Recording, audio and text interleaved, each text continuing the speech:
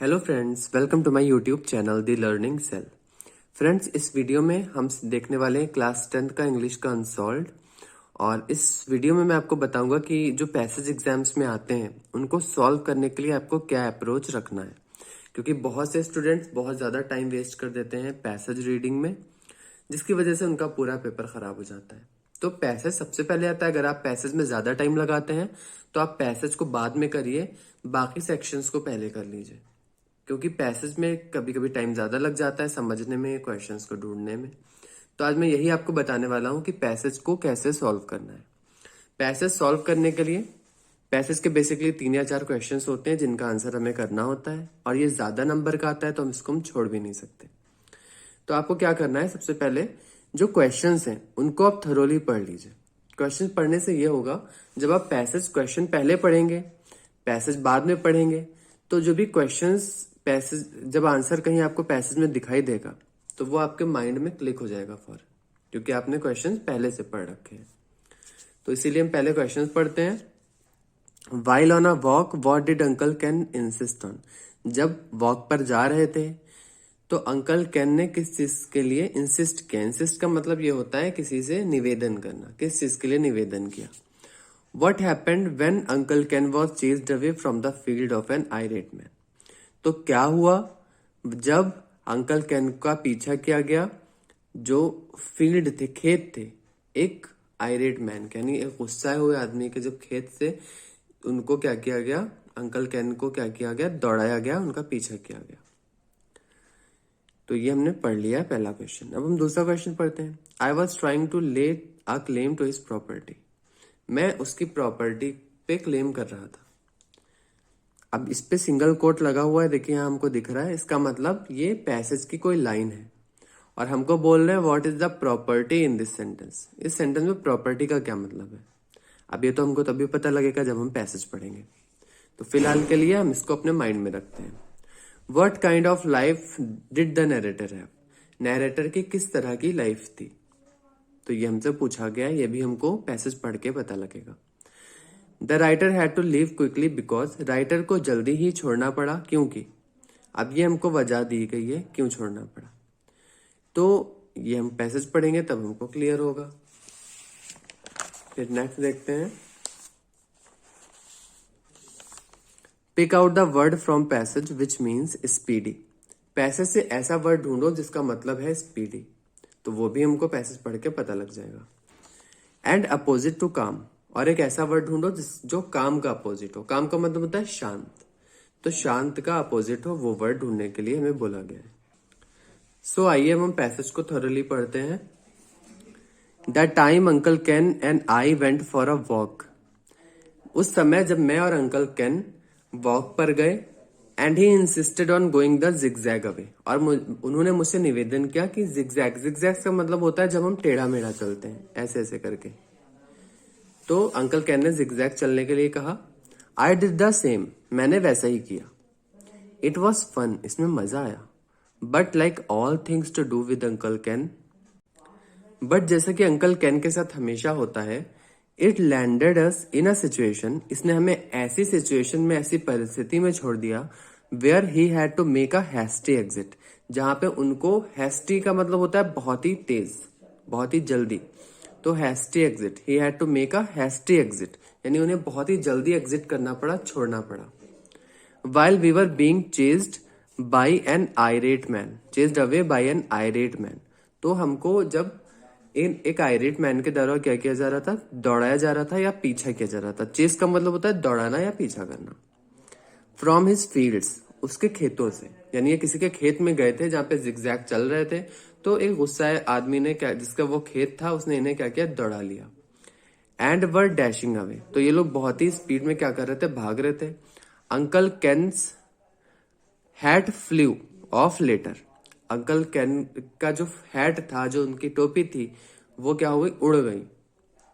When he had stopped painting, जब उन्होंने क्या किया, हाफना बंद कर दिया, यानी वो रुक गए। I remembered what granny had said about looking at the funny side of situations. तो मुझे याद आता है, जो ग्रैनी कहते हैं हम ग्रैंड मदर को, जो दादी माँ होती हैं। तो आई रिमेम्बर्ड, मुझे याद आया, वॉट ग्रैनी हैड सेड, कि हम ग्रैंड मदर ने क्या कहा था, दादी माँ ने क्या कहा था, about looking at the funny side of situation, यानी किसी भी परिस्थिति के जो अच्छा पहलू है, फनी पहलू है, मजाकिया पहलू है, उसकी तरफ देखना। And had a good love unfortunately, और बदकिस्मती से हंसना। I don't think uncle can saw the lighter side at the moment, मुझे नहीं लगता अंकल कैन ने लाइटर साइड का मतलब यानी जो अच्छा साइड था, फनी पहलू था, उसकी तरफ देखा उस समय। यानी अंकल कैन ने उस समय अच्छे पहलू को नहीं देखा, फनी साइड को नहीं देखा। It helps to have such an outlook, it helps ये मदद करता है, to have such an outlook ऐसा दृष्टिकोण रखना। आउटलुक का मतलब होता है दृष्टिकोण रखना, नजरिया रखना। ऑन फाइंडिंग वन सेल्फ, किसी को पाना, इन ऑडिट्स ऑफ सर्कमस्टेंसेस, यानी बुरी से बुरी परिस्थिति में अपने आप को पाना, और उसके बाद भी क्या करना, खुश रहना। Like the time I was in Mumbai and my belt decided to have some fun by getting entangled. तो आई वॉज इन मुंबई, मैं मुंबई में था, and my belt decided to have some fun, यानी जो मेरे बेल्ट था उसने कुछ मजाक करने का सोचा। बाई गेटिंग इंटेंगल्ड, यानी फंस कर, with a fellow passengers luggage, यानी फेलो जो पैसेंजर्स था, साथ में जो मेरे पैसेंजर बैठा था, उसके सामान में फंस कर। After that I sat quietly at the book festival, उसके बाद मैं शांति से बैठा रहा एक बुक फेस्टिवल, जो किताबों का त्योहार होता है, फेस्टिवल होता है। I had been taken to attend to keep my belt out of the trouble, मुझे वहां ले जाया गया था ताकि मैं अपनी बेल्ट को परेशानी से दूर रख सकूं। And it is not just belts that get me into trouble, और ये सिर्फ बेल्ट ही नहीं थे जिससे मुझे परेशानी होती थी। देयर वॉज द टाइम, एक समय ऐसा था, I was sharing a taxi to Delhi with a gentleman with a fierce moustache. तो एक ऐसा टाइम था जब मैं एक टैक्सी से जा रहा था, एक दिल्ली में टैक्सी से जा रहा था एक जेंटलमैन के साथ, जिसकी बहुत ही घनी मूछें थी। He was carrying a book written by me with him, तो उसके साथ पास एक बुक थी जो कि मैंने लिखी थी। When I told him it was my book, जब मैंने उससे कहा ये मेरी पुस्तक है, ही लुक्ड अफेंडेड, वो थोड़ा गुस्से में आ गया। And I was trying to lay a claim to his property, यानी ऐसा लग रहा था, he looked offended that I was trying to lay a claim to his property, यानी वो ऐसा गुस्से में आ गया जैसे मैं उसकी प्रॉपर्टी पर क्लेम कर रहा हूँ। I gave up on the conversation, मैंने कॉन्वर्सेशन यानी बातचीत को खत्म कर दिया क्विकली, जल्द ही। And filed it away for the future use in a story, और मैंने उसे फ्यूचर स्टोरी के लिए उस कॉन्वर्सेशन को अपने दिमाग में रख लिया कि हाँ आगे कुछ इंसिडेंट होगा तो मैं इस स्टोरी को सुनाऊंगा। तो अब हम जल्दी से क्वेश्चन देख लेते हैं। While on a walk what did uncle can insist on, uncle can ने किस चीज के लिए इंसिस्ट किया, तो जैसा कि हमने ऊपर दिखा था, इंसिस्टेड ऑन जिगजैग अवे। तो हम यहाँ पे लिख सकते हैं अंकल कैन, आप अपना कॉपी पेन ले सकते हैं और मैं जो बोल रहा हूँ वो लिख सकते हैं आप। While on walk uncle can insisted on going the zigzag away.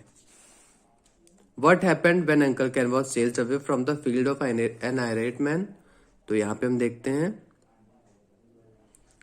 तो पहले तो आप क्वेश्चन से इतना लिखिए, When Uncle Ken was chased away from the field of an irate man, यहाँ पे हमने देखा था Uncle Ken's hat flew off later, तो Uncle Ken का जो hat था वो उड़ गया। When he had stopped panting, तो यहां तक हम लिखेंगे uncle Ken's had flew off later when he was stopped painting. तो ये तो हो गया फर्स्ट का। I was trying to lay claim to his property, what is the property in this sentence, what kind of life did the narrator have. तो I was trying to lay claim to his property, इसमें property का क्या मतलब है, तो आप यहां पे लिखेंगे कि since the man in the taxi looked offended because writer told him that the book the man was carrying was written by him. So in this sentence the book is called the property, यानी यहाँ पे हम property book को बोल रहे हैं। What kind of life did the narrator have?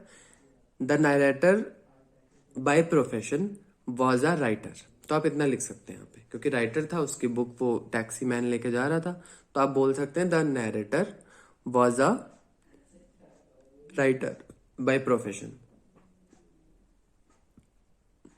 The narrator was a writer by profession.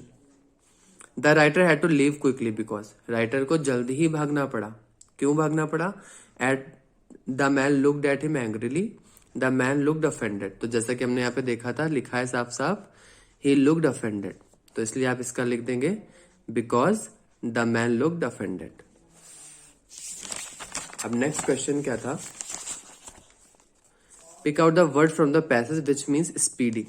अब speedy अभी मैं यहाँ पे देखा था कि वो लोग स्पीडी से मतलब स्पीड से भाग रहे थे। तो it landed in a situation where he had to make a hasty exit. तो यहाँ पे हैस्टी का मतलब है स्पीडी, तो ये लिख सकते हैं आप। और सेकंड वर्ड क्या था? काम का अपोजिट। काम दिया हुआ है तो इसका पूछा गया अपोजिट टू काम। तो काम का अपोजिट क्या है? यहाँ पे हमने देखा था ही लुक्ड अफेंडेड। अफेंडेड मतलब गुस्सा।